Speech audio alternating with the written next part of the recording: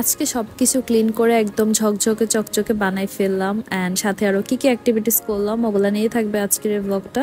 So hello everyone, কি অবস্থা সবার? Welcome back to my another new blog. চলে আসলাম নতুন আরেকটি ব্লগ নিয়ে তোমাদের সাথে। সবাই তোমরা কেমন আছো এন্ড কে কোথা থেকে আমার ব্লগ দেখতেছো সবকিছু কিন্তু অবশ্যই জানাবা। সকাল সকাল চলে আসলাম কিচেনে এন্ড এসে হচ্ছে একটু চা বসাইলাম।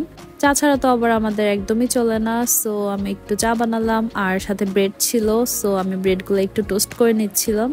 ইদানিং দেখা যায় আমার নরম ব্রেড একদমই খেতে ইচ্ছে করে না, একটু টোস্ট করে নিলে হালকা একটু শক্ত হয়, তখন খেতে ভালো লাগে। চাটা হওয়ার পর আমি ঢেলে নিচ্ছিলাম আর সাথে হচ্ছে খেজুরও নিলাম। আর এবারের খেজুরগুলো সাইজে এত বড় ছিল, ওইগুলা হচ্ছে একটা খেলে অবস্থা খারাপ হয়ে যায়। নাস্তা শেষ করার পর কাজে নেমে পড়লাম। আর আমার মনে হয় আমি এভরিডে হচ্ছে সবকিছু ক্লিন করতেছি, আবার এভরিডে হচ্ছে সবকিছু অপরিষ্কার হয়ে যাচ্ছে। হেল্পিং হ্যান্ড টাপোটাও আসতেছে না কয়েকদিন যাবত, এই জন্য আরো সবকিছু বেশি নোংরা হয়ে যাচ্ছে। রুমের এক সাইড আজকে ক্লিন করলে দেখা যায় কালকে আরেক সাইড অপরিষ্কার হয়ে গেছে, কি যে একটা অবস্থা। তার মধ্যে হচ্ছে হাত ধোয়ার বেসিনটা, এইটা যে কি পরিমাণ নোংরা হয়। আমার ডান হাতের আঙ্গুলটাও কিভাবে যেন কেটে গেছে অল্প একটু, সো এই জন্য হচ্ছে বাঁ হাত দিয়ে ক্লিন করতেছিলাম, যদিও ওইভাবে ঠিক মতো ক্লিন করতে পারতেছিলাম না, বাট আস্তে আস্তে মোটামুটি ক্লিন করলাম। অ্যান্ড এই যে এটা হচ্ছে ক্লিন করার পরের অবস্থা। এরকম জাস্ট 2 দিন স্টে করবে, এরপর আবার হচ্ছে আগের মতো অবস্থা হয়ে যাবে। এরপর চলে গেলাম কিচেনে হচ্ছে সব কিছু নামিয়ে ঠিক মতো আবার একটা একটা করে ক্লিন করতেছিলাম। সবচেয়ে বেশি অপরিষ্কার হয় কিচেনের পার্টটা, এইটা মনে হয় যে এভরিডে ক্লিন করতে হয়। যদিও এভরিডে ডিপলি ক্লিন করা হয় না, আমি ট্রাই করি মান্থে 1 থেকে 2 বার একটু ডিপলি ক্লিন করার জন্য। সবকিছু মোটামুটি ক্লিন, এখন হচ্ছে সবকিছু স্টোরেজের পালা। ফার্স্টে স্টোরেজ করে নিচ্ছিলাম খেজুর, আর এই যে দেখছো খেজুরগুলোর সাইজ কত বড়।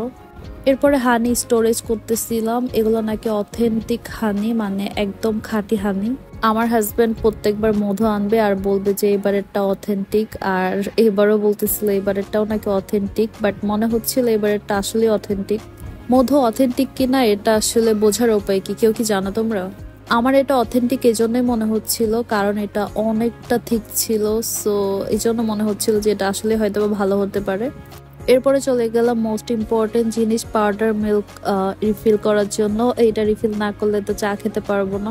আজকে দুপুরে রান্না বান্নার কোনো প্যারা ছিল না, রাতে রান্না করা হবে, সো দুপুরে আমরা হচ্ছে আগের দিনে যে তরকারি ছিল ওইটা খাবো, সাথে হচ্ছে একটু ডিম ভাজি করে নিচ্ছিলাম। আর আজকে দেখলাম আম্মু ডিমের সাথে হচ্ছে ধনেপাতা ইউজ করছে, সো আমার তো এটা দেখে ভালো লাগতেছিল। আর রাতের জন্য আজকে মুরগির মাংসের হচ্ছে পা, পাখনা, তারপর চামড়া এগুলো রান্না করা হবে। এগুলো আগে থেকে কেটে রাখা ছিল, আমি জাস্ট একটু ক্লিন করে দিচ্ছিলাম। আম্মু ফার্স্টে মশলাগুলোকে ভালো করে কষায় নিচ্ছিল, কষ এইটা আমি একদমই ঠিক মতো পারি না। এরপরে হচ্ছে আমি মাংসটাকে দিয়ে দিলাম। মাংসটা মোটামুটি কষানোর পর এখানে হচ্ছে আলু ইউজ করতেছিলাম। আলু তো যে কোনো তরকারির সাথে একদম মিশে যায়, আই উইশ আমি যদি আলু হতে পারতাম, বাট না, আলো হওয়া যাবে না। আলো হলে সবাই হচ্ছে সবকিছুর সাথে ইউজ করতে চাইবে, সো এক্সেপশনাল, ওইটাই ভালো। যাই হোক, একটা জোকস বললাম। অ্যান্ড এরপরে হচ্ছে আলুগুলাকে মাংসের সাথে খুব ভালো করে মিক্সড করে নিচ্ছিলাম। আর তোমরা কি জানো, আমার শাশুড়ির হাতে মাংসটা খেতে খুবই মজা হয়। মশলা নর্মালি যা ইউজ করি আমি ওগুলাই ইউজ করে, বাট তারপরও খেতে এটা কেন জানি অনেক বেশি মজা হয়ে থাকে। এটাকেই বলে অ্যাকচুয়ালি আম্মুদের হাতে জাদু আছে। খাওয়া দাওয়া শেষ করে আমার হাজবেন্ড বলল যে সবার জন্য সুন্দর করে কফি বানানোর জন্য, সো তার প্যারায় আবার সবার জন্য কফি বানাতে হলো। আর আজকের ব্লগটা এ পর্যন্তই ছিল। That's it, bye bye.